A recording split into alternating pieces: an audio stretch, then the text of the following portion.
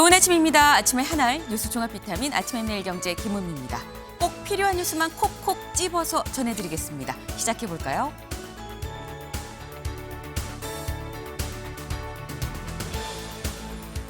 네, 국민일보 일면입니다. 볼까요? 급발진 민주, 최상목 탄핵 강행, 표결 전 사이 한덕수 술입니다.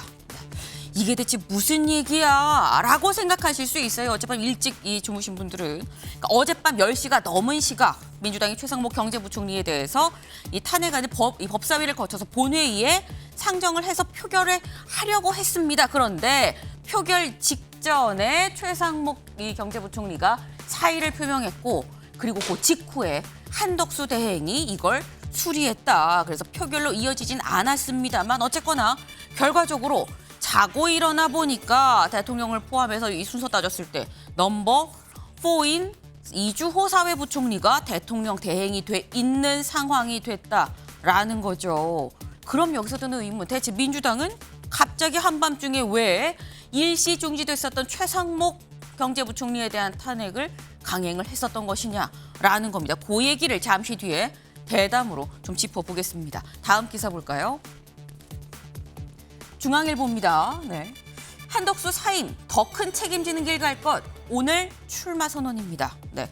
한대행 어제 최상목 경제부총리의 이 사표를 수리하기 전에 이미 대국민 담화를 통해서 그만둡니다라고 얘기를 했죠. 그런데 그만두는 날 자정까지가 사실상 이 대행으로서의 임무를 수행해야 되는 이 시간입니다. 때문에 이 최 부총리 사표를 어제 수리를 했었던 건데 한대행 어쨌거나 어제 자정부로는 확실하게 한덕수 전 권한대행이 됐다라는 거죠. 그리고 오늘 출마 선언을 합니다. 오늘 오전 10시쯤이죠. 오늘 오전 10시 잠시 뒤입니다. 잠시 뒤면 저 대통령 선거에 도전합니다라고 출마 선언을 한다라는 거죠. 이제 예비 후보가 될 예정이다라는 건데 대선 32일밖에 남지 않았는데 정말 스펙터클하다라고 외부에서 보지 않을까 싶네요. 다음 볼까요? 동아일보입니다. 초유의 권한대행 사퇴, 대선 출마하는 한덕수. 지금의 이런 상황, 한덕수 대행이 이 직을 내려놓고 출마를 선언하는 이런 상황 자체가 초유의 상황이다라는 거죠. 이 상황도 초유의 상황이고 넘버 4가 대통령 권한대행이 되는 상황도 초유의 상황 아닌가라는 거죠. 근데 이렇게 스펙타클한 이런 상황이 어제 대법원에서도 있었습니다. 다음 기사 볼까요? 한국일보입니다. 대선 33일 앞 이재명 2심 무죄 뒤집혔다라는 거죠. 네. 이재명 이 후보에 대한 이 선거법 위반 사건 상고심 어제 오후 3시 2심 무죄에서 상고심에서 유죄로 뒤집혀서 유죄 취지로 파기 환송이 됐다라는 겁니다. 여기 좀 볼까요? 골프랑 백현동 발언 이거는 허위 사실을 공표했다라고 봐야 된다라는 게 대법원의 판단입니다. 이렇게 되면 1위 주자인 이재명 후보의 대권 가도에 지금 빨간불이 들어온 거 아니겠느냐라는 건데 대선 이제 정말 한 달밖에 안 남았죠. 그런데 빨간불이 들어왔다라는 거 이거 그럼 앞으로 펼쳐질 시나리오들이 뭐가 있는 거냐, 어떤 가능성들이 있는 거냐 이 얘기를 잠시 뒤에 대담으로 좀 짚어보겠습니다. 다음 기사 볼까요? 매일경제입니다.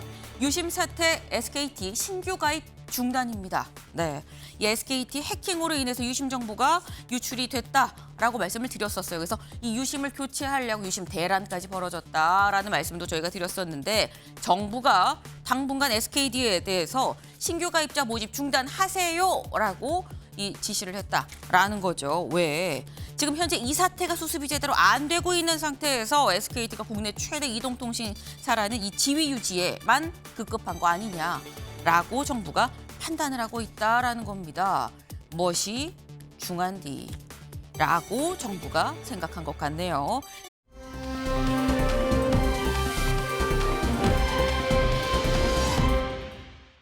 네. 이 사람 알지? 일론 머스크 알지 테슬라 사장 아니야? 라고 생각하실 거예요. 맞습니다. 그런데 모자를 지금 쓰고 있죠. 뭐라고 써있냐? 걸프 오브 아메리카입니다. 미국만 미국만 이 모자는 무슨 뜻이야? 라고 생각하실 수 있어요. 지금의 이 사진 어디서 찍은 거냐? 백악관에서 열린 강요회의 때 지금 현재 이 일론 머스크가 정보효율부 장관인 거죠. 여기에 참석해서 이 모자를 썼다라는 건데 트럼프 대통령이 뭐라고 얘기를 했었냐? 멕시코만이 아니라 이거 이제 미국만으로 바뀔 거예요 라고 얘기를 했었죠. 그 미국만이라는 뭐 쓰여 있는 모자를 썼다라는 건 다시 말해서 마가. 미국을 다시 위대하게의 또 다른 표현 아니겠느냐라는 건데 굳이 이 모자를 쓴 이유 어제가 어떤 날이었냐면 일론 머스크가 이제 이 정보효율부 장관직을 사임을 하는 이제 임기를 끝내고 저 돌아가요 테슬라로 돌아가요라는 얘기를 하는 그런 날이었다라는 거죠.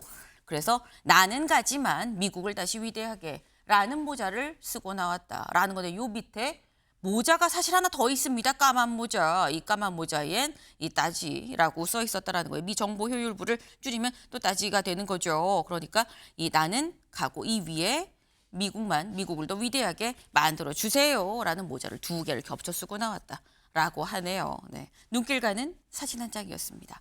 아침의 매일경제 뉴스 종합 비타민 언제나처럼 TV로 좀 크게 보시다가요. 궁금한 점 유튜브 댓글로 남겨주시면 같이 좀 얘기를 해보겠습니다. 함께해 주실 분들 소개합니다. 안녕하세요.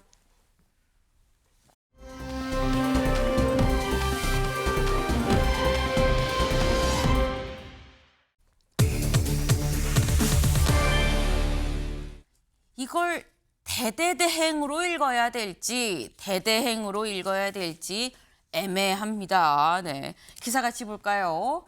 이재명 판결에 격앙된 민주당 모두 한통속 한밤 무리수라는 기사입니다. 네, 자고 일어나 보니까 대통령의 이 권한이 이주호 사회부총리한테 가 있는 상당히 좀 당혹스러운 그런 상황이 오늘 아침에 펼쳐졌죠. 대체 밤 사이에 어떤 일이 있었던 건지 영상으로 확인해 보시죠.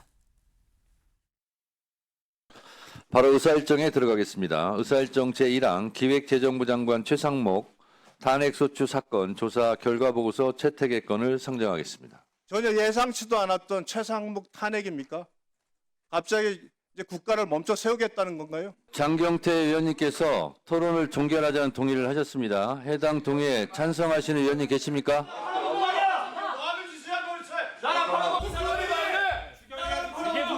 제108조에 따라 토론을 하지 않고 소개를... 탄핵안이 처리가 되면은 바로 사퇴를 하실 수 있다는 보도가 나왔는데 어떤 입장 많으실까요? 그것이 바로 좀 밝히셔야 기획재정부 장관 최상목 탄핵소추안을 의사일정 제46항으로 추가하여 심의하자는 의사일정 변경 동의의 건에 대하여 투표해 주시기 바랍니다.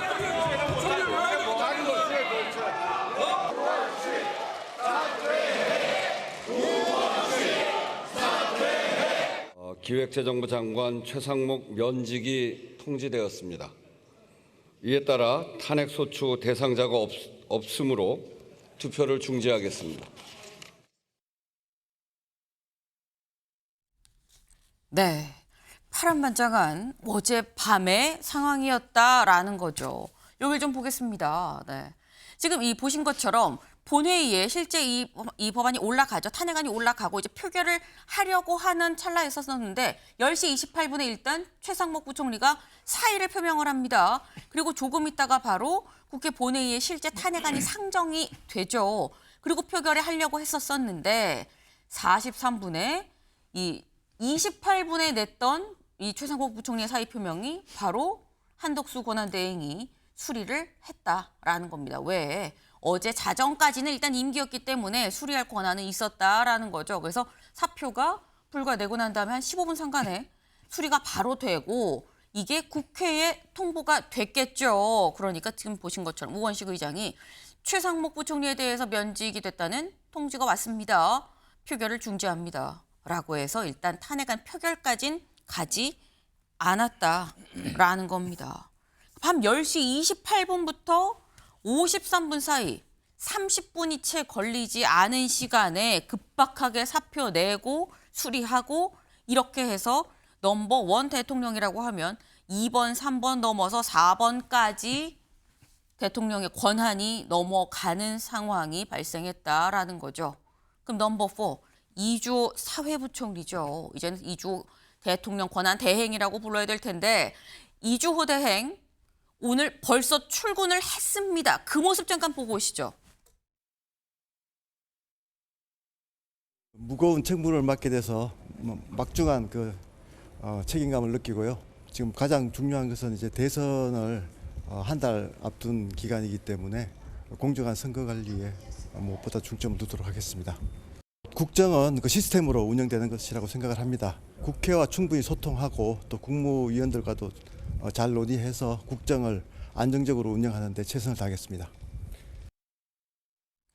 네, 이주호 대행 오늘 아침 조금 전 한 7시 30분쯤 출근하면서 했던 모습을 제가 지금 직접 보여드렸습니다. 윤영걸 대표님, 네.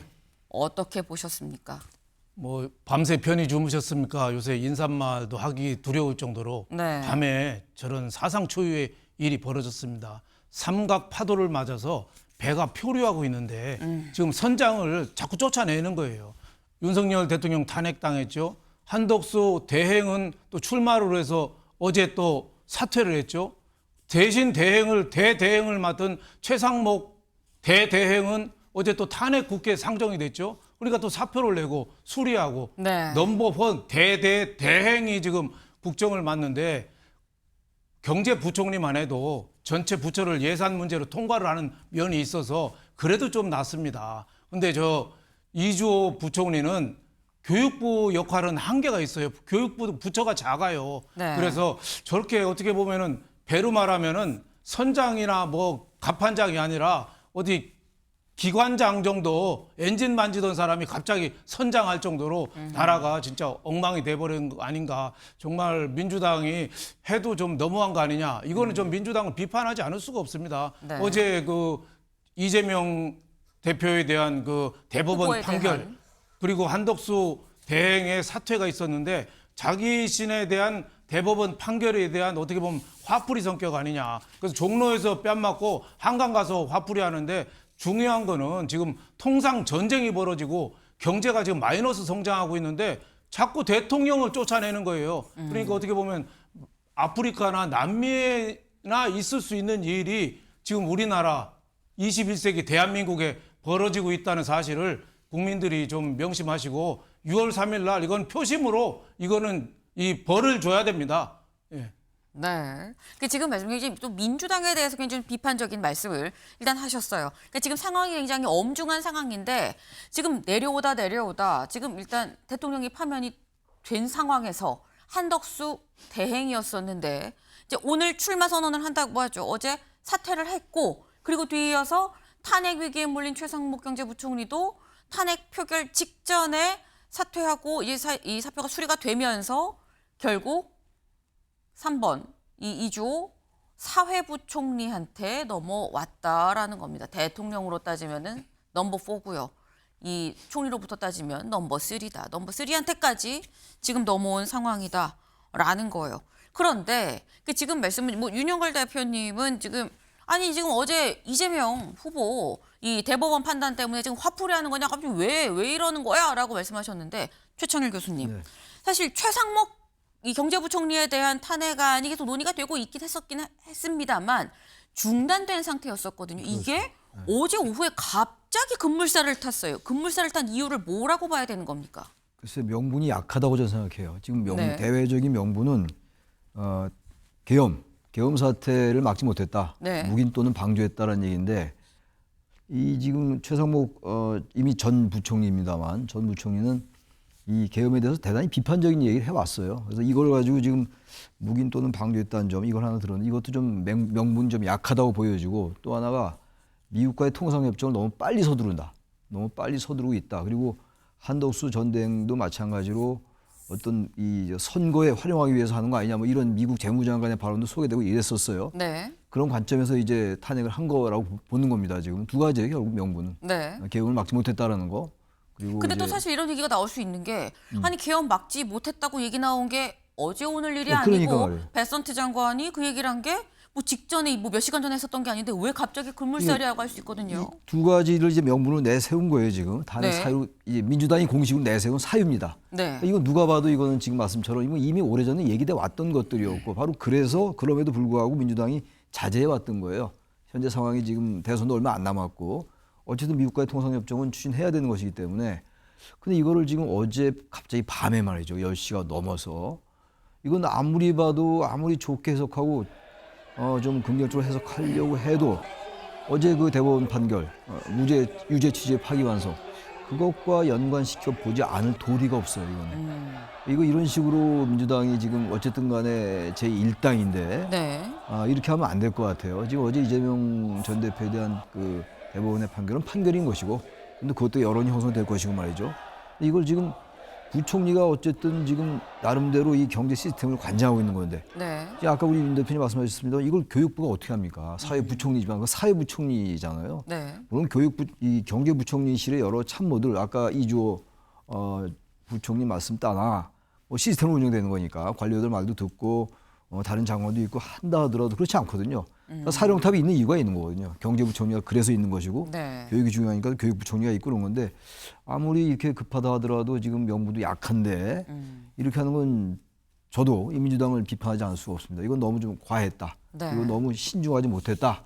그런 말씀 드립니다. 네. 네. 지금 이 최 교수님 말씀은 일단 표면적으로 이 민주당이 얘기하는 대외적인 이유는 계엄에 대해서 사실상 동조한 거 아니겠느냐라는 점 그리고 이 관세 협상을 하는 데 있어서 뭔가 선거운동처럼 한쪽 편에 좀 서갖고 뭐 빨리 진행을 하려고 했었던 의심이 있다는 점을 지금 내세우고 있는 좀 내가 볼 때 명분이 좀 부족한 것 같다라고 지금 말씀을 하셨는데 어제 김민석 최고위원이 SNS에 이런 글을 올렸습니다. 같이 볼까요? 조희대와 한덕수가 대선 개입과 먹튀 출마로 짜고 쳤습니까? 윤석열 사법내라는 성공 못합니다. 최상목 대대행을 탄핵해야 합니다. 라는 글을 올렸다라는 거죠. 네.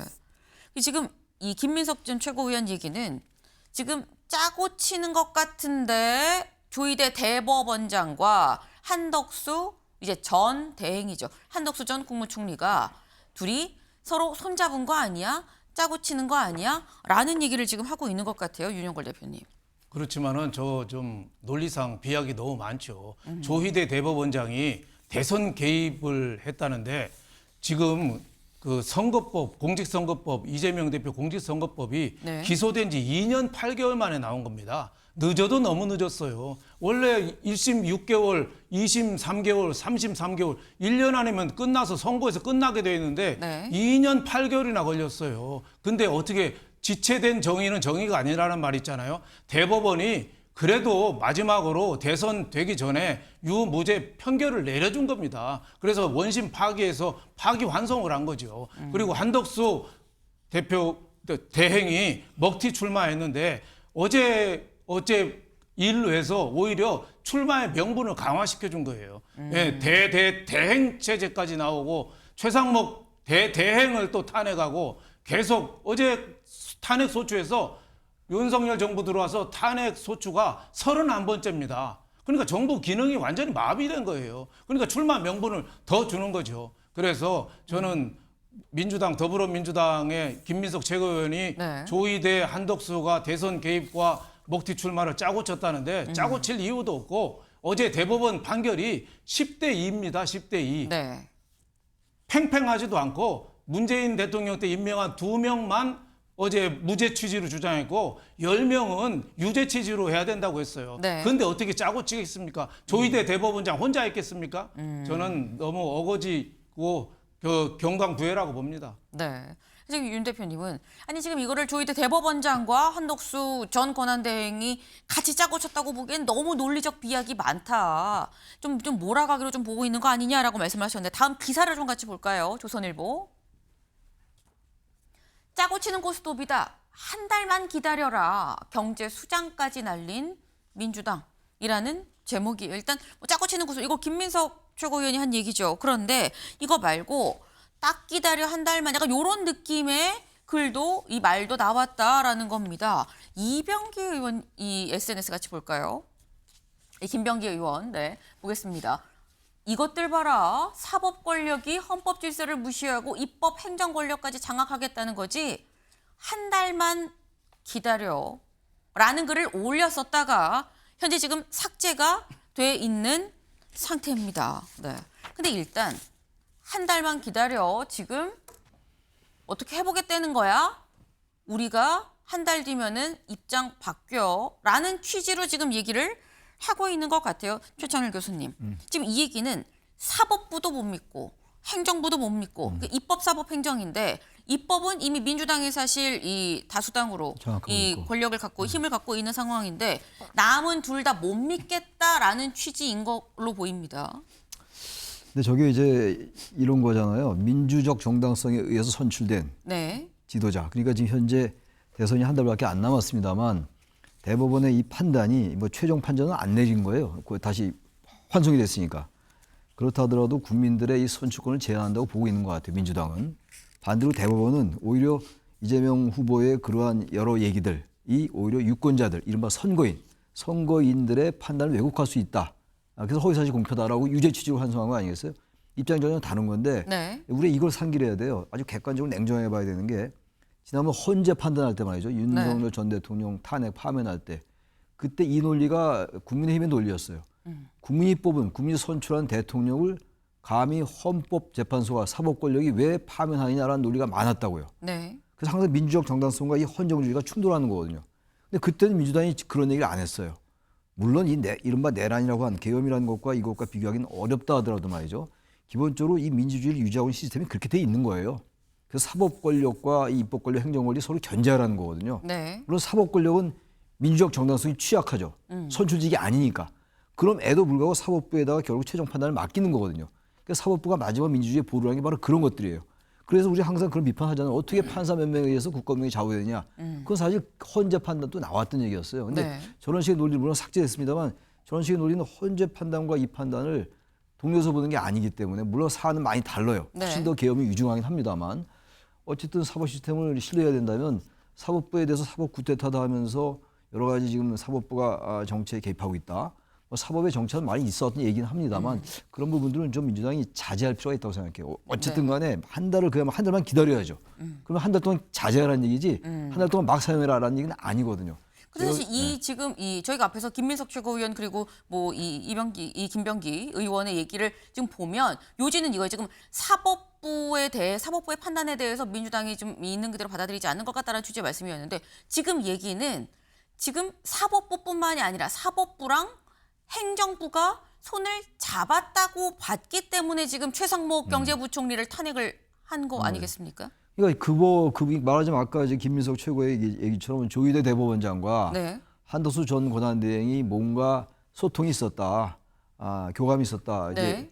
짜고 쳤다 이런 얘기인데 저는 그 상상할 수 없는 일이에요. 만약 그게 밝혀진 말이죠, 대한민국은 헌정질서 자체가 문제가 아니에요. 그건 완전히 대한민국이 무너진 상황이기 때문에 전 네. 글쎄 어제 이제 시간대가 좀 그렇긴 하죠.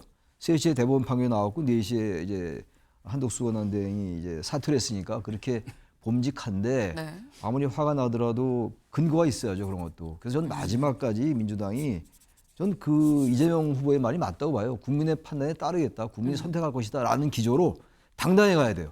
너무 지금 어제 그 판결에 격앙돼 가지고 너무 좀 이 자제로 잃은 게 아닌가. 그냥 밤에 갑자기 최상목 권한대행 사퇴시킨 거나 마찬가지죠, 사실상. 사퇴는 본인이 했습니다만. 게다가 이런 강경한 발언들 올리고 이게 과연 선거에 도움이 될까. 냉정하게 봐야 돼요, 민주당이 지금. 이 상황을 이재명 후보가 지지율이 높다 하더라도 말이죠. 이걸 너무 과도하게 이렇게 되면 중도층의 표심이 중요한 건데 이 상황에서 네. 어제 대법원 판결 이후에 말이죠. 더욱더 중요해졌어요, 중도층의 이 표심이. 어느 때보다도.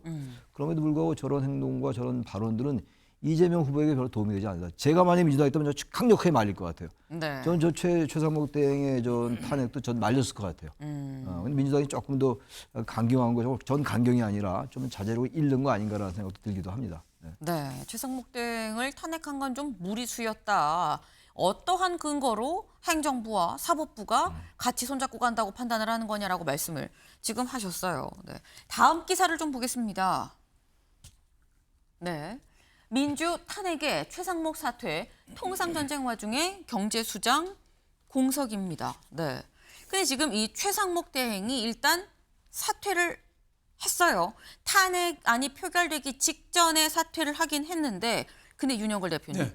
이게 한편으로는 사퇴하는 게 맞았던 거야. 뭐 사퇴를 하나, 뭐 사퇴 안 하고 탄핵을 당하나. 결과는 사실 뭐 같은 거일 수 있는데 또 사퇴하는 거는 맞는 거야라는 생각도 또 들긴 듭니다. 사퇴 하나, 탄핵 하나 뭐 네. 효과는 똑같죠. 어차피 이 정부 1년 남았거든요. 6월 3일 날이면 끝나요. 네. 그러니까 탄핵 심판 중에 그 정부가 끝납니다. 그러니까 탄핵을 한 번 당한 것도 아니고 계속 지난번부터 계속 얘기가 계속 나왔잖아요. 마은혁 재판관 임명부터 지금 네. 마은혁 재판관이 헌재 됐는데도 불구하고 공정선거관리 책임 또 하나는 그 미국과 통상회담을 서두른다는 거 그 두 개 핑계로 해서 탄핵당한다는 거에 대해서 본인의 최상목 대대행의 본인의 분노 뭐 이런 게 상당히 있을 거 아닌가 이런 생각이 들어요. 그래서 사표를 내고 네. 한덕수 대행 전 대행은 어제 밤 12시에 임기가 끝나거든요. 그쵸. 그러니까 끝나기 전에 그걸 제거하고 끝난 거죠. 그러니까 코미디 같은 일이 벌어진 거예요. 우리나라가 지금 그 책 읽는 사람이 없고 코미디 프로도 잘 안 봐요.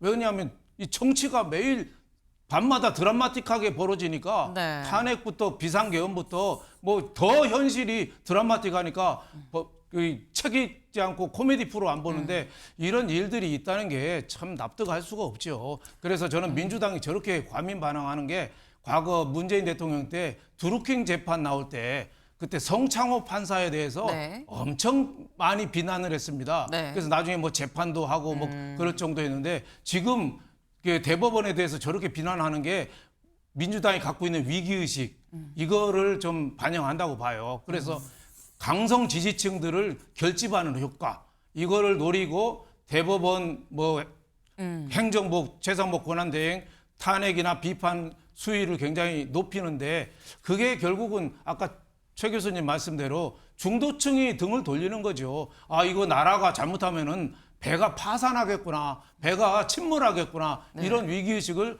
계속 좀 불러일으킬 가능성이 있다고 봅니다. 네. 네. 사실 근데 지금 제가 이걸 여쭤본 이유가 아니 뭐 이래도 저래도 어쨌거나 결과가 같을 수 있긴 합니다만 진짜 큰 문제는 이거라는 거죠.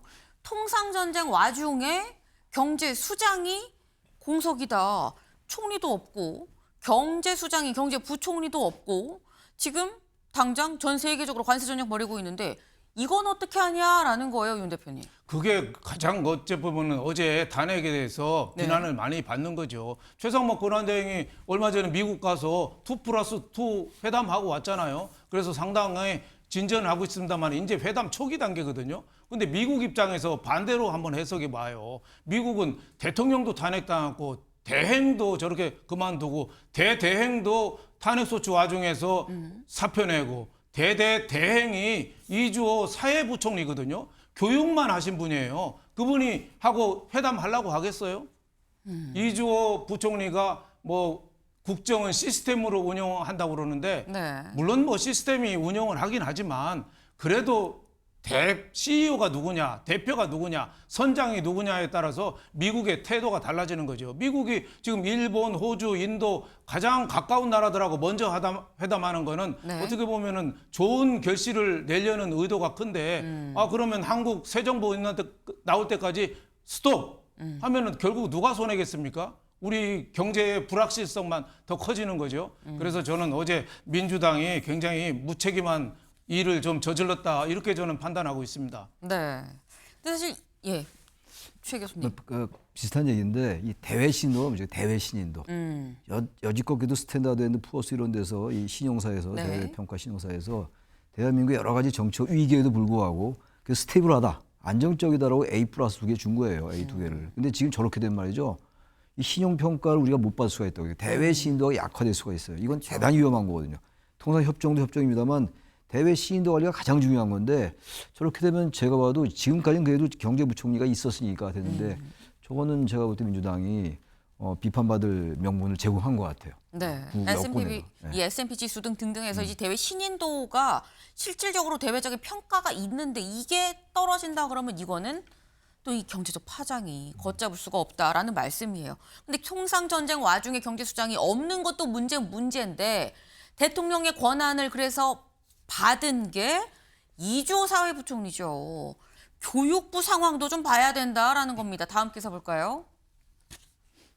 총리실 도움 없으면 2주 못 버텨. 정부 총괄 떠맡게 된 교육부 당혹입니다. 네, 지금 사실 의대생 복귀 문제가 지금 걸려 있는 상태죠. 당장 어제부터 이 복귀 안 한 의대생들에 대해서 이 유급 통보가 간 걸로 알고 있는데 한 10명 중에 7명은 지금 복귀를 안 한 상태예요.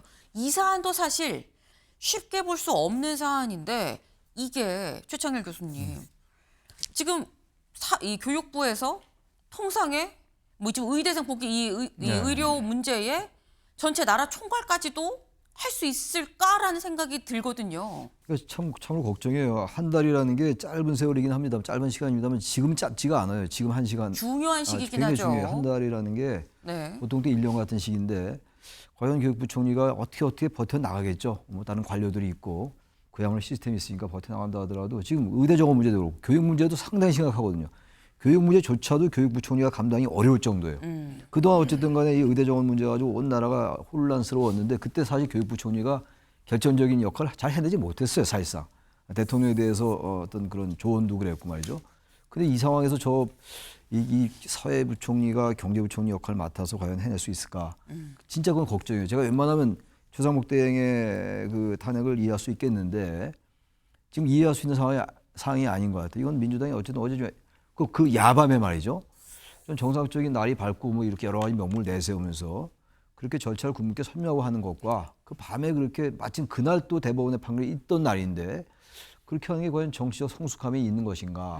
이게 무슨 뭐 갑자기 제가 무슨 뭐 민주당을 비판 이런 차원이 아니고 객관적으로 볼 때 권력이 자제해야 돼요. 항상 자제와 관용이란 말은 항상 우리가 하는 말 아닙니까? 조금 더 과했어요. 빨리 민주당이 이 정상적인 사고를 찾아야 될 것 같아요. 어제부터 하루도 아직 안 됐으니까 어제 충격을 많이 받았을 거예요. 그건 이해는 하겠습니다만 그렇다고 이걸 이렇게 화풀이식으로 느껴질 만한 그런 행동은 저는 정말 똑같은 말씀입니다만 자제해야 된다. 이제 그 말씀 또 드립니다. 네.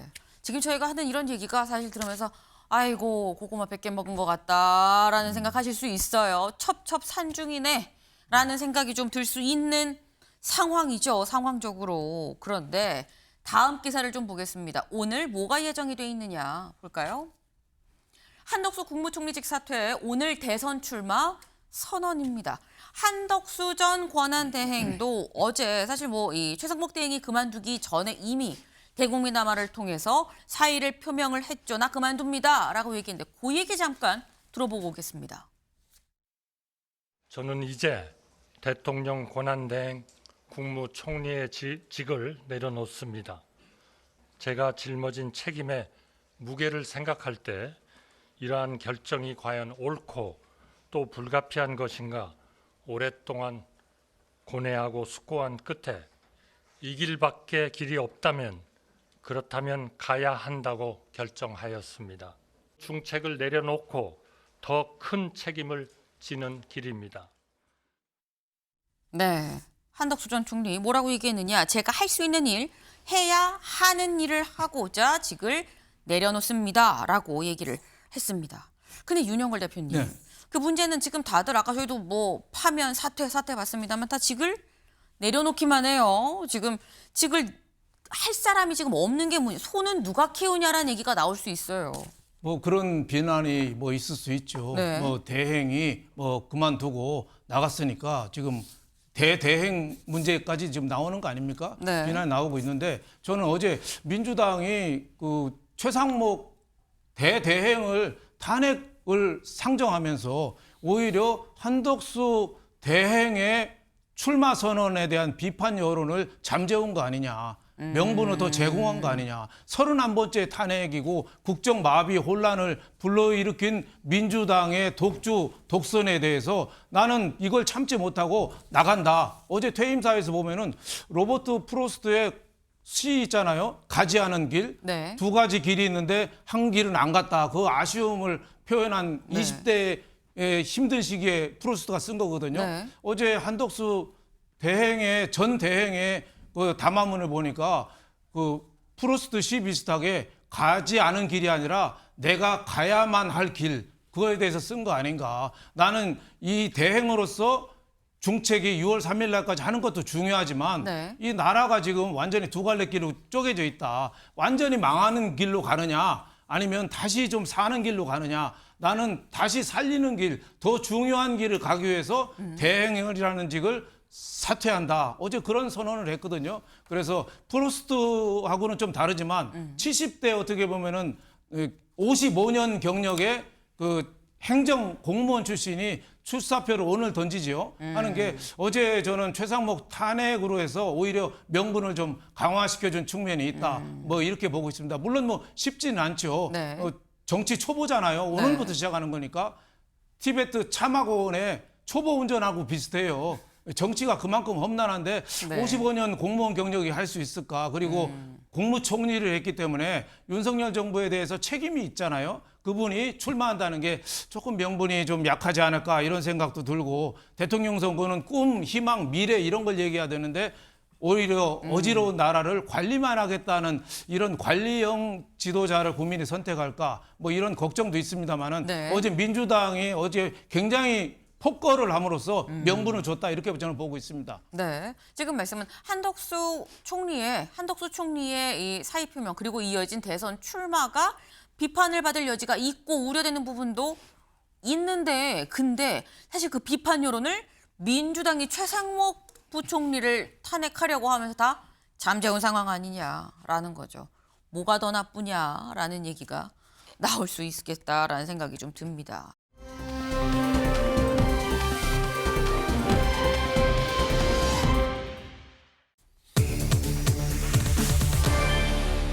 파기환송입니다. 네, 기사 같이 보시죠. 이재명 발언 명백한 허위, 대법 유죄 취지로 원심을 파기하고 파기환송했다라는 거죠. 네, 어제 오후 3시 대법원에서 2심에서 무죄 판단을 받았던 이재명 후보의 선거법 위반 사건 유죄 취지로 다시 돌려보냈습니다. 조희대 대법원장의 목소리 직접 들어보고 오실까요? 김문기 관련 발언 중 골프 발언은 피의원이 김문기와 함께 간 해외 출장 기간 중에 김문기와 골프를 치지 않았다는 의미로 해석되고 이는 후보자의 행위에 관한 허위 사실의 공표에 해당합니다. 제2심이 골프 발언을 무죄로 판단한 것에는 공직선거법 제250조 제1항의 법리를 오해하여 판결에 영향을 미친 잘못이 있습니다. 백현동 관련 발언은 후보자의 행위에 관한 허위 사실의 공표에 해당합니다. 2심의 판단에는 공직선거법 제250조 제1항의 법리를 오해하여 판결에 영향을 미친 잘못이 있습니다. 네, 지금 들으셨나요? 뭐 법리에 좀 오해를 한 면이 있다. 허위 사실에 해당한다. 법리를 오해한 잘못이 있다. 뭐 이게 하나하나 좀 얘기를 하는 지금 그런 모습입니다. 요지는 그래서 무죄를 얘기한 2심이 아니라 유죄로 봐야 된다. 이 발언은 허위로 봐야 된다라고 얘기를 했다라는 거죠. 그래서 오늘 만평이 이게 나왔습니다. 만평 같이 볼까요? 네, 이재명 후보인 것 같아요. 제명이라고 써 있죠. 대선 뛰두르고 막 열심히 토끼 뛰어가는데 이렇게 큰 족쇄가 하나 걸렸죠. 선거법 유죄 취지 파기 환송이라는 작지도 않습니다. 상당히 거의 뭐 몸집만한 쇠구슬이 하나 달렸다라는 거예요. 저희가 사실 어제 결과가 나오기 전까지 날개가 될 것이냐 족쇄가 될 것이냐라고 얘기를 했었었는데 결국 족쇄라는 결과가 나왔다라는 거죠. 최창일 교수님, 사실 어제 나오기 전까지 무죄 확정일 거다라는 전망이 상당히 좀 많긴 많았었거든요. 심지어 여권에서도 무죄 나오면 어떡하지 뭐 이런 얘기가 있었었는데 예상하셨습니까? 파기환송. 전 예상 못했어요. 저는 한 80% 정도 상고 기각 아니겠는가. 네. 20% 정도는 유죄 취지 파기환송도 가능성이 없진 않다. 이 정도로 생각을 했었습니다. 네. 왜 그렇게 생각할 수밖에 없냐면 워낙 제1당의 유력주자인데다가 2심에서 무죄가 나왔잖아요.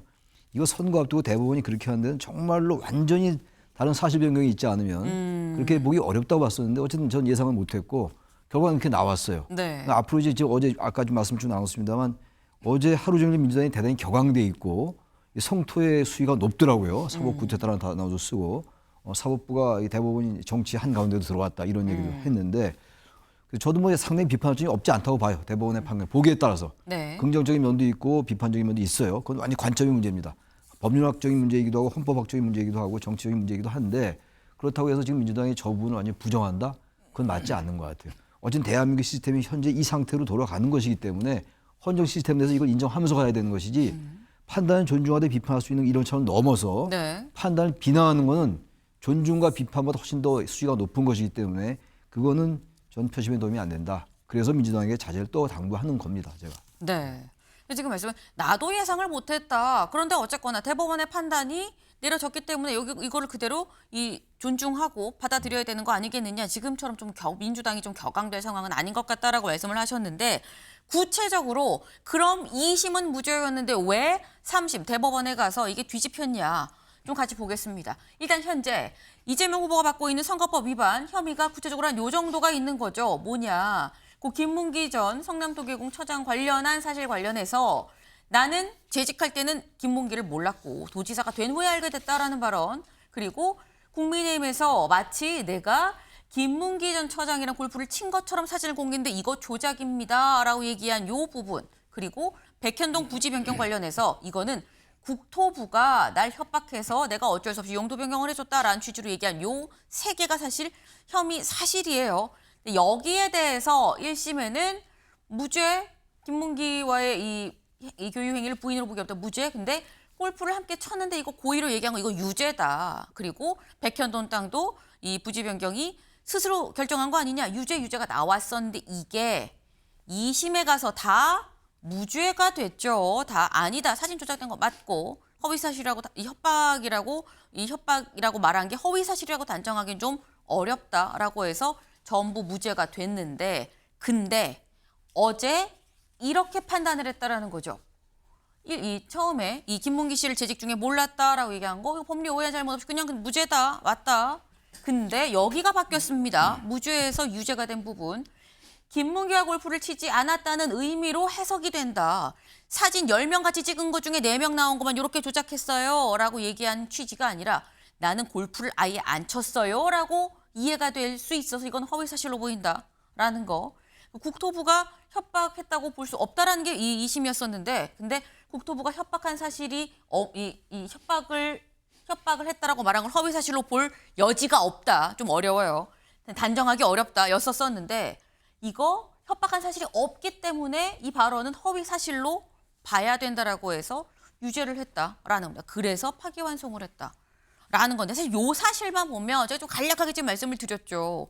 요것만 보면 대법원이 1심이랑 똑같이 봤네라고 생각을 할 수가 있습니다. 근데 사실 이게 이경민 변호사님 대법원이 그럼 1심의 내용을 다 준용을 했다고 봐야 되는 거냐, 100%의 싱크로율로 볼 수 있는 거냐라는 거거든요. 이게 사실 1심에서 이제 지금 뭐 김문기 처장에 대해서 이제 그런 부인을 했던 부분, 그다음에 네. 이제 백현동 부지 용도 변경과 관련된 이제 뭐 허위 사실 공표가 맞는지에 대해서는 일단은 그 판단을 한 주체가 선거인이라고 보시면 될 것 같습니다. 그러니까 유권자들이 선거를 할 때 어떤 의미로 그 발언 내용을 받아들이게 되는지를 기준으로 판단을 했고 네. 그렇게 됐을 때는 이제 뭐 어쨌든 사진이 조작됐다라는 게 골프를 치지 않았다라는 의미로 선거인들을 받아들이게 되고 백현동 부지 용도 변경 협박이 있었다라는 부분도 이 선거인들이 판단을 했을 때는 그런 내용의 이제 협박이 있었기 때문에 마지못해서 이제 그렇게 용도 변경을 했다라는 의미로 받아들여지기 때문에 네. 그런 사실이 없다라는 게 이제 어떻게 보면 이제 드러났기 때문에 그런 것은 이제 허위이다. 그래서 이제 그런 부분들이 허위 사실 공표의 유죄로 봐서 징역 1년에 집행유예 2년에 이제 유죄가 나왔던 것이고 네. 근데 이제 2심에 가서는 그것이 이제 아까 판단하는 주체가 이제 선거인의 기준이라고 했는데 2심에서는 오히려 이것을 피고인의 기준으로 봤습니다. 네. 그러니까 이제 이재명 후보가 당시에 어떻게 받아들였는지, 어떻게 생각하고 발언을 했는지로 받아들이게 된 것이고,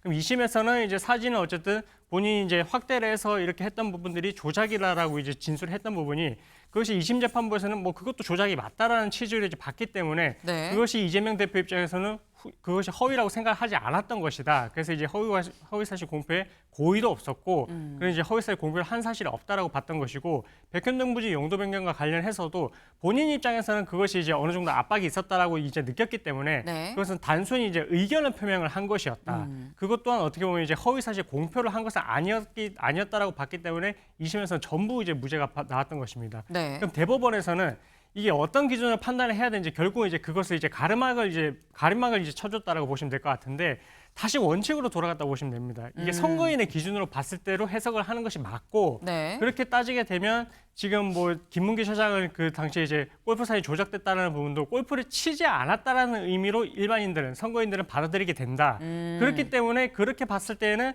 당시 해외에 가서 출장 가서 골프를 친 것이 맞기 때문에 네. 이 이재명 대표가 말했던 부분들이 결국 이제 허위 사실 공표에 해당하는 것이 맞다라고 본 것이고 백현동 부지 용도 변경과 관련해서도 당시에 어쨌든 국토부에서 이 의무 조항을 들어서 당시에 압박을 한 사실이 없기 때문에 결국 이제 선거인들 입장에서는 그것이 이제 허위라고 보는 것이 맞다라고 해서 이 부분들이 있어서 결과적으로는 이제 1심하고 이제 똑같은 취지로 이제 판결이 다시 이제 뭐 유죄 취지로 이제 환송을 해서 네. 다시 한번 판결을 내려라 이런 취지로 이제 파기환송을 했다라고 생각하시면 될 것 같습니다. 네. 그러니까 지금 설명은 이런 설명인 것 같아요. 그러니까 1심에서는 유권자 시각으로 좀 본 거고 2심에서는 피고인의 입장에서 본 거다가 피고인 이재명 후보의 입장에서 본 건데 3심 대법원에 가서는 다시 유권자가 해당 발언들을 어떻게 받아들였을지 유권자 입장으로 좀 본 거 아니겠느냐. 그렇기 때문에 이 보는 시각 기준 자체가 1심과 3심이 지금 다시 이 3심이 1심처럼 다시 돌아갔다라고 봐야 된다라고 말씀하셨는데 사실 제가 이게 1심의 내용을 다 받아들인 거예요? 라고 물어본 이유가 있습니다. 왜냐하면 파기환송이 됐죠. 파기환송이 됐는데 선거법이라는 게 이게 선거에 출마할 수 있는지 없는지 여부의 기준이 상당히 낮습니다. 얼마냐? 기준이 100만 원이에요. 같이 볼까요? 벌금 100만 원 이상 받으면 5년간 출마를 못하죠. 그리고 100만 원 미만일 경우에는 출마가 가능합니다. 벌금 100만 원, 벌금 1,500만 원, 2,000만 원도 있었는데 그거 생각하면 100만 원에 아예 출마 자체가 막히는 일이 될 수도 있다라는 건데 제가 사실 이경민 변호사님 이게 1심이랑 3심이 어느 정도 같은 거예요? 여쭤본 이유가 1심은 징역 1년에 집행유예 2년이 나왔거든요. 그럼 파기환송심은 얼마나 나올 거냐라는 겁니다. 일단은 뭐 유죄 취지로 파기환송이 됐기 때문에 유죄 판결은 선고가 될 것입니다. 네. 그래서 이제 남은 것은 항소심에서 결국 이제 형량을 정하는 문제가 남게 되거든요. 양형을 그쵸. 정하게 되는데 이것이 이제 벌금 100만 원 미만으로 갈지 아니면 벌금 100만 원 이상으로 가서 1심과 같은 집행유예가 나올지가 문제가 되는데 1심에서는 방송에서 이야기했던 것이 파급력이 크기 때문에 가중 양형 요소로 본 것입니다. 네. 그러니까 안 좋은 불리한 양형인자가 더 크다라고 봤기 때문에 좀 법조인들이 생각했던 것보다는 조금 더 높게 나온 것들은 사실이거든요. 그래서 징역 1년에 집행유예 2년이 나왔는데 네. 이거를 이제 항소심 법원에서는 이제 다시 그것을 뭐 기본 양형인자로 판단할지 아니면 1심과 마찬가지로 가중 양형 요소를 봐서 뭐 방송에서 파급력이 크다라고 봐서 다시 뭐 집행유예로 갈지 그거는 뭐 지켜봐야 되겠지만 네. 기본 양형인자로 간다고 하더라도 보통 이제 벌금 200만 원 이상으로 선고를 하라라고 이제 기준을 정해놓고 있거든요. 네. 그렇게 되면 벌금 100만 원 미만으로 가게 되기 위해서는 감경 양형인자가 있어야 됩니다. 그렇다면 보통 생각할 수 있는 게 뭐 초범인 경우인지, 네. 그다음에 뭐 자백을 하고 있는지 뭐 이런 부분들이 중요한데 사실 뭐 초범인 경우도 아니고 그리고 이제 어쨌든 뭐 자백을 하고 있는 그런 취지도 아니다 보니까 이 부분에 있어서 이제 감경을 할 수 있는 양형인자가 있다라고 봐서 벌금 100만 원 미만으로 갈 수 있을지는 좀 이거는 좀 의문이 드는 부분인 게 사실이거든요. 그래서 일단은 기본적인 양형인자에 있어서는 벌금 200만 원 이상으로 사실은 책정이 되어 있어가지고 좀 그 부분에 있어서는 최종적으로 어떻게 될지 좀 지켜봐야 될 것 같습니다. 네. 그러니까 지금 말씀은 100만 원 미만이 나오려면 감경 사유가 있어야 되는데 감경 사유에 현재 이재명 후보를 봤을 때는 감경 사유로 들어갈 건 딱히 없을 것 같다. 그렇다고 한다면 통상 200만 원 혹은 그 이상 정도가 나오기 때문에 파기환송심에서는 파기환송심까지 간다고 하면 그러면 여기에서는 사실 좀 위험할 수 있다라는 말씀을 지금 하셨어요. 근데 관건이 또 파기환송심이 대선 전에 나올 것이냐 후에 나올 것이냐가 그럼 또 문제가 될 수가 있는 거겠죠. 근데 관련해서 언제 나올 것이냐가 오늘 좀 보도가 엇갈렸어요. 다음 기사 볼까요? 고법 빨리 해도 이 재상고만 27일 걸린다. 대선 전에 확정 판결은 좀 빠듯하다. 쉽지 않아요. 전에 나오기 이 얘기인 거죠. 그런데 다음 기사 보겠습니다. 동아일보예요. 고법 이 유죄전제로 재심리 파기환송심 대선 전 결과 나올 수도입니다. 전에 나오기 어려워요가 하나 있고요. 전에 나올 수도 있어요라는 기사가 있다라는 거죠. 요 절차를 좀 같이 보겠습니다. 절차 같이 볼까요? 지금 현재 남아있는 거 일단 파기환송심이 열리기로는 돼 있어요. 그러면 대법원이 파기환송심을 할 서울고법에 기록을 7일 이내에 송부를 한다. 그러면 서울고법이 재판부를 결정을 하고 그리고 당사자의 통지를 해서 만약에 여기서 이 송달을 받지 못할 경우 기일을 다시 재지정하는 시간이 걸릴 수도 있긴 합니다만 이런 과정을 거쳐서 파기환송심 선고를 한다. 근데 아까 나왔죠. 이재명 후보가 재상고할 것 같아요. 다시 한번 재상고를 할 수도 있어요. 이것도 7일 이내에 재상고를 하고 그러면 이재명 후보가 또 대법원에 상고 이유서를 또 제출을 하고 그러면 상고심이 이 재상고심도 또 선고가 날 수 있다라는 건데 이게 약간 갈립니다. 이게 보면 이 여기 요건들도 이경민 변호사님 뭐 7일 이내 기일제 지정 7일 이내 20일 이내거든요. 이걸 넘지만 않으면 되지 만약에 바로바로 진행이 되면 또 될 수 있다는 얘기인가? 가능성이 얼마나 되는 거야? 라는 생각이 들어요. 대선 전에 나올 가능성. 사실상 이게 파기환송이 됐을 때도 재판이 열리기 때문에 네. 그때는 또 이재명 후보가 또 출석을 해야 됩니다. 출석을 해야 되는데 지금 선거에 이제 후보로 등록을 하고 선거 운동이 시작이 된다면 사실은 그런 사유를 들어서 이제 불출석할 가능성이 크거든요.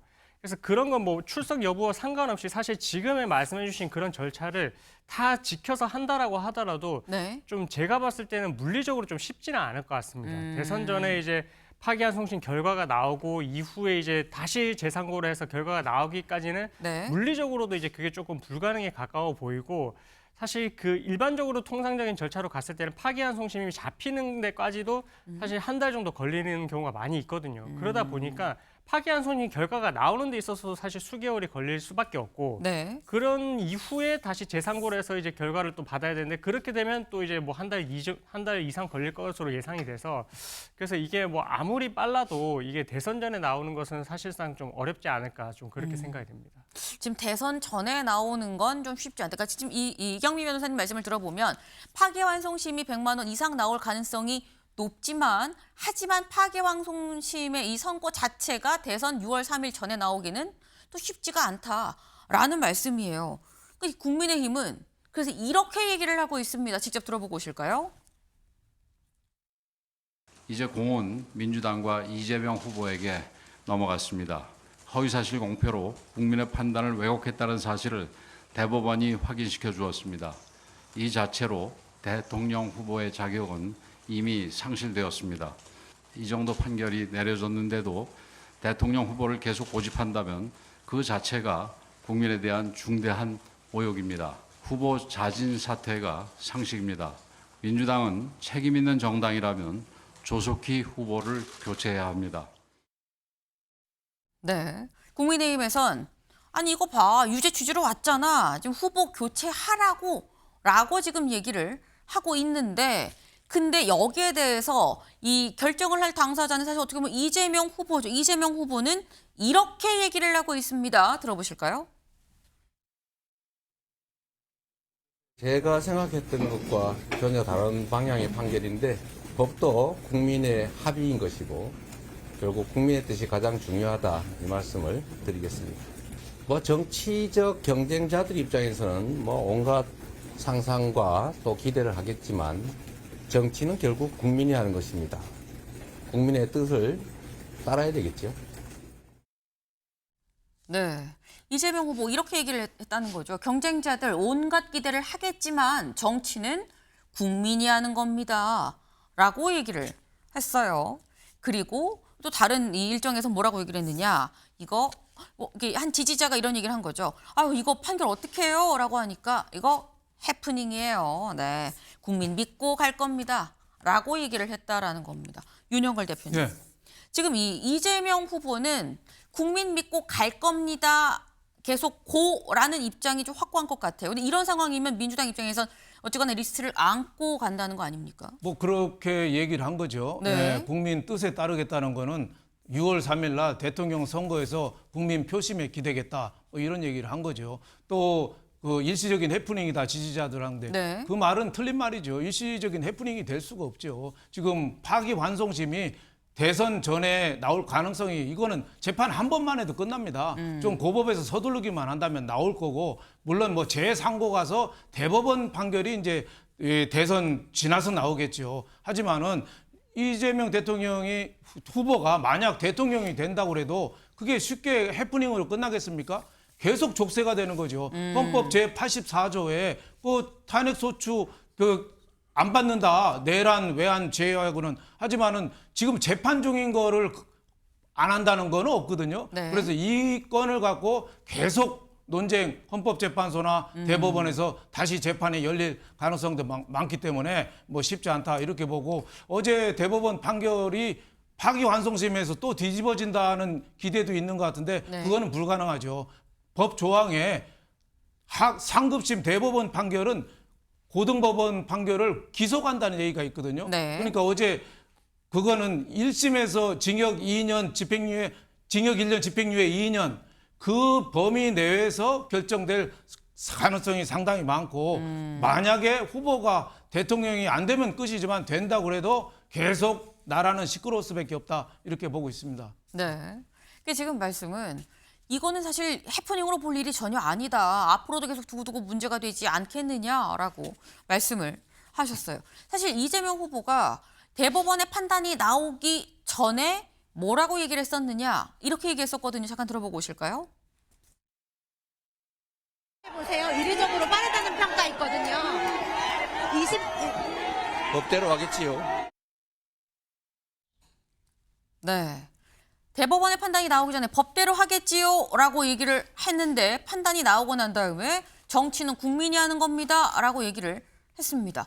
최창일 교수님, 이건 사실 듣는 사람에 따라서 뭐 말이 달라진 거 아니야 라고 볼 수도 있어 보여요. 이재명 후보 입장에서는 저렇게 얘기할 수밖에 없죠. 지금 판결이 본인에게 불리하게 나왔으니까 결국은 국민의 판단을 봐서 대통령이 되겠다. 탄핵 소추가 이제 헌법 84조에 탄핵 소추가 되지 아니한다는데 소추가 재판까지 포함되냐 안 되냐 이거의 문제인데, 이건 학설의 문제가 갈리는 것이라서 이건 재판부의 재량이에요. 네. 예를 들어서 대법원이 어떤 판단을 어제는 내려줄 수 있다는 예상이 있었지만 내리지 않았어요. 재판할 수 있다 없다 대통령 된 다음에 할 수 있는 상황도 아니었고 어제 대법원이. 근데 여기에 대해서는 재판부의 재량이기 때문에 이걸 어떻게 확정할 도리가 없다고요. 만약에 이재명 전 대표가 대통령이 되면 엄청난 혼란이 올 수밖에 없어요. 재판을 해야 된다 말아야 된다부터. 네. 그러나 당장 제가 볼 때 현실적으로 너무 예단하는 것 같긴 합니다만 현실적으로 대통령이 됐는데 재판을 해야 된다는 게 상당히 부딪힐 거예요. 민주적 정당성에. 왜냐하면 탄핵 소추되지 아니한다는 게 국정의 안정적 운영을 갖다가 취지를 한다면 재판도 포함되는 거 아니겠느냐라는 생각이 들 거예요 아마. 근데 이게 또 이 반대 측에서 그걸 가만히 있겠어요? 그럼 그리고 나서 또 권한쟁의 심판 내리고 이렇게 되면 정말 제2의 또 이 헌재 상황이 또 올 것 같아요. 권한쟁의 심판은 헌재에서 하는 거니까 헌법재판소에서.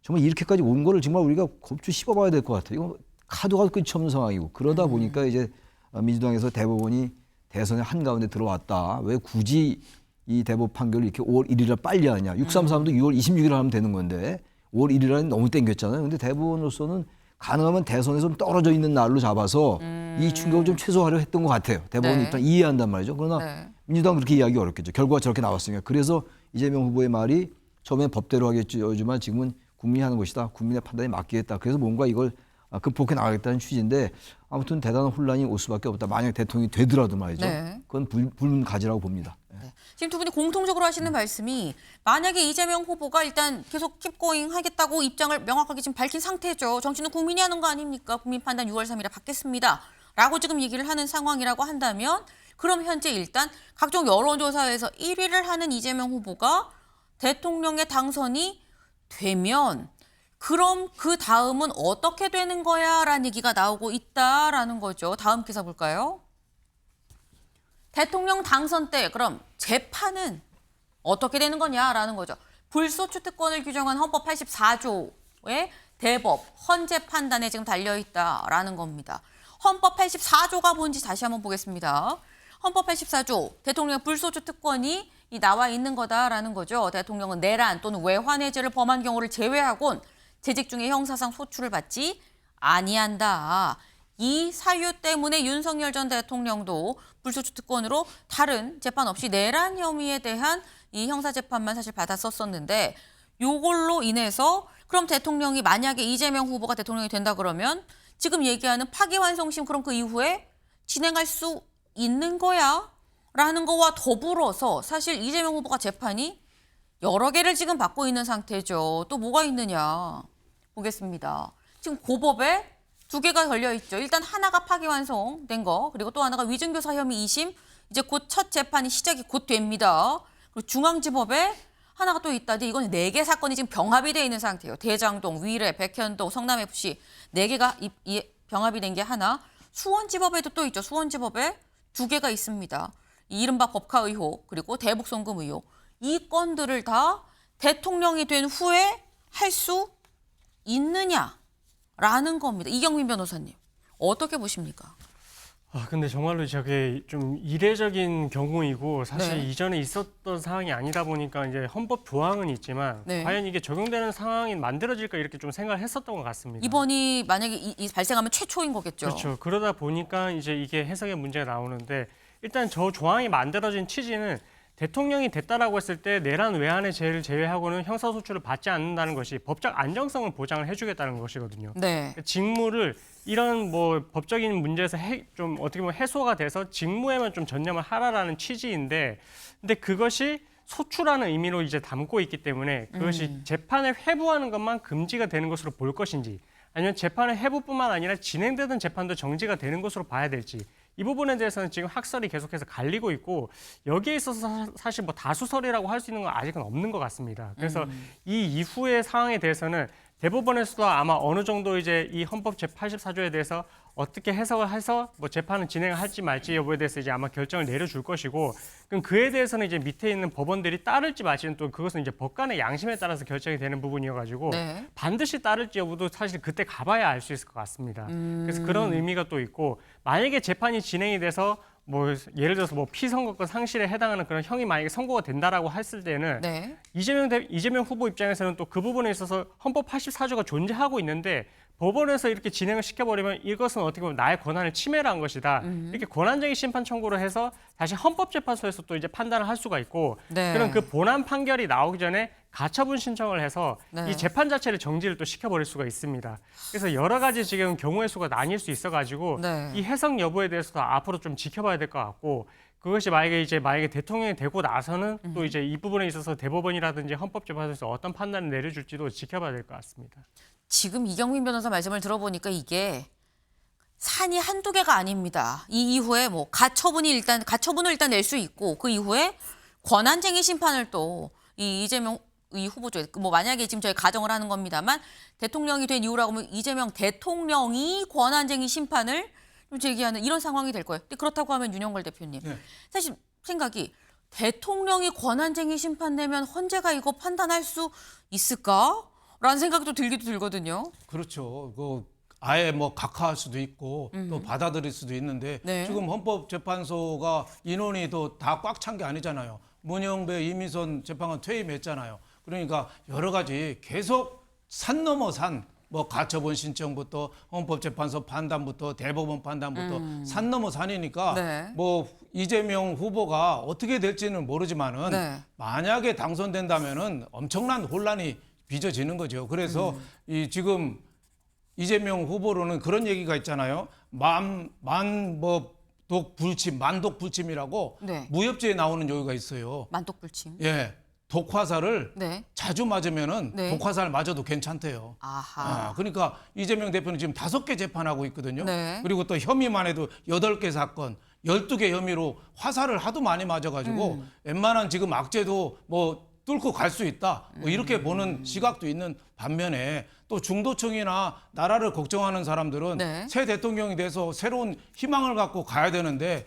6월 3일 날이 오히려 이 소요의 시작점이 발화점이 될 그런 걱정도 있기 때문에 네. 결국은 유권자들이 현명한 판단을 기다리는 수밖에 없다 이렇게 생각이 됩니다. 네, 결국은 유권자의 판단 아니겠느냐라고 말씀하셨는데 지금 저희가 재판이 진행될 수 있을까 여부를 지금 얘기했죠. 근데 이경민 변호사님, 제가 자꾸 어려운 좀 질문을 드리는 것 같긴 합니다만 재판이 진행이 돼서 대통령이 되고 난 다음에 파기환송심에서 100만 원 이상이 나왔어요.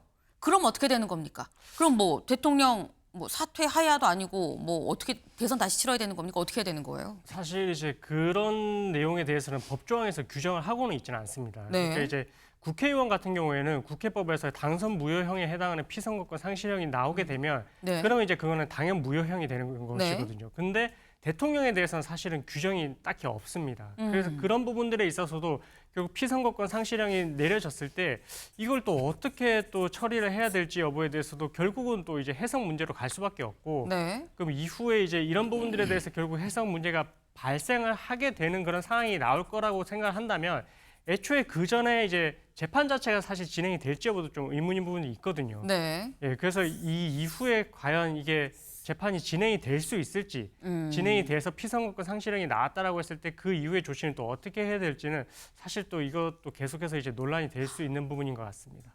그렇군요. 지금 말씀은 규정이 딱히 없다. 지금 그래서 안 가본 길만 지금 저희가 좀 골라서 가고 있는 약간 그런 상황이 돼버렸어요. 규정이 없다 때문에 해석 논란이 있을 수밖에 없다라는 거죠. 네. 지금 안 그래도 앞서서 이 여러 가지 혼란이 좀 있는 상태에서 대통령 파면되고 이루어지는 조기 대선. 네. 물론 이게 뭐 가정이긴 합니다만 너무 많은 이 가정 속에 혼돈의 대한민국이 언제까지 갈 거냐라는 생각이 좀 드네요. 저희가 준비한 소식 오늘 여기까지입니다. 오늘도 좋은 하루 보내세요.